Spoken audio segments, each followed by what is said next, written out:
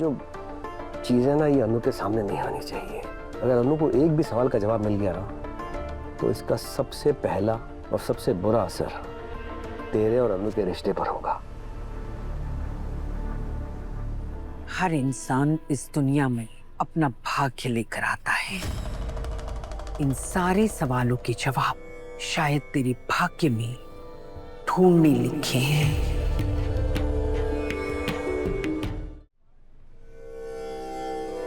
अपनी दोनों हथेलियों से इन चावलों को उठा। अब अपनी मुट्ठियां बंद कर ले और माता रानी का नाम लेकर धीरे धीरे इन चावलों को नीचे गिरा।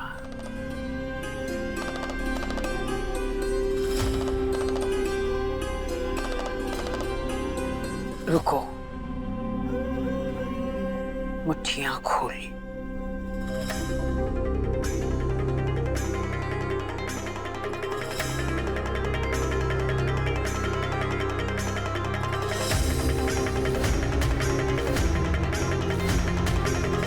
मिल गए तुझे तेरे जवाब।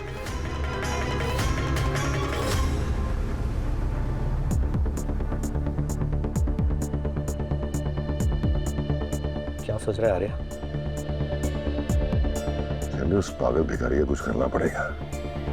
वो बार बार आके मुझसे मिल रहा है। फिक्र मत कर दिया। क्या कर दिया? पीछे डिक्की में पड़ा हो।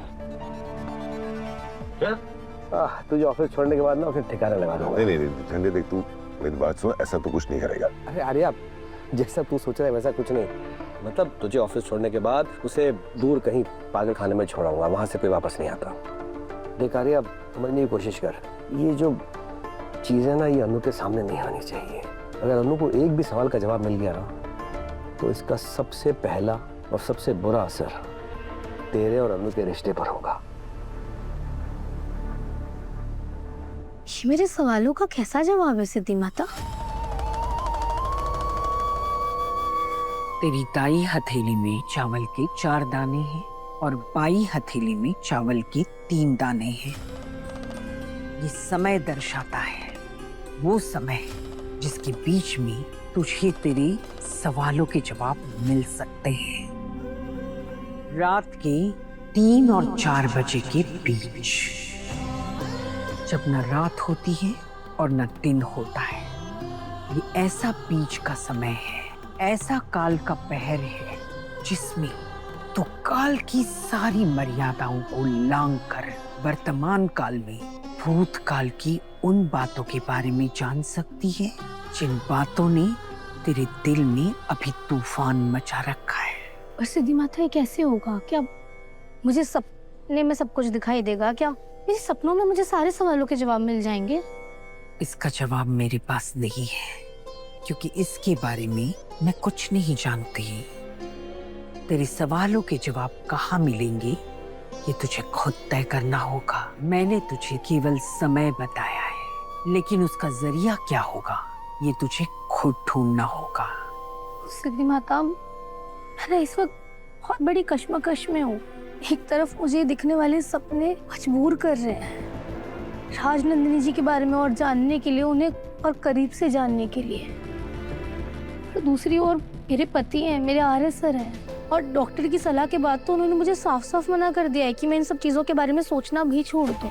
और इन सब चीज़ों के बारे में सोचना छोड़ने का मतलब यही है कि मैं अपने सवालों के जवाब ढूंढना भी बंद कर दूँ। तो आप ही बताइए ना, मैं उनकी बात को कैसे टाल सकती हूँ?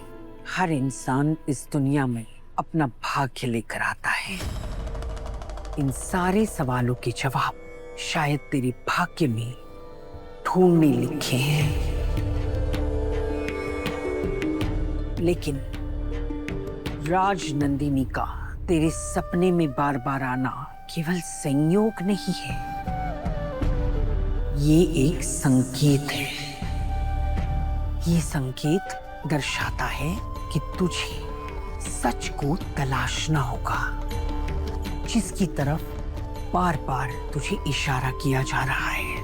और ये सब तू अपनी मन की शांति के लिए नहीं करेगी, बल्कि उन सब की मन की शांति के लिए करेगी जो तुझसे जुड़े हैं, तेरे अपने हैं, जिनसे तू प्यार करती है, तेरा परिवार, तेरा पति, उनके लिए।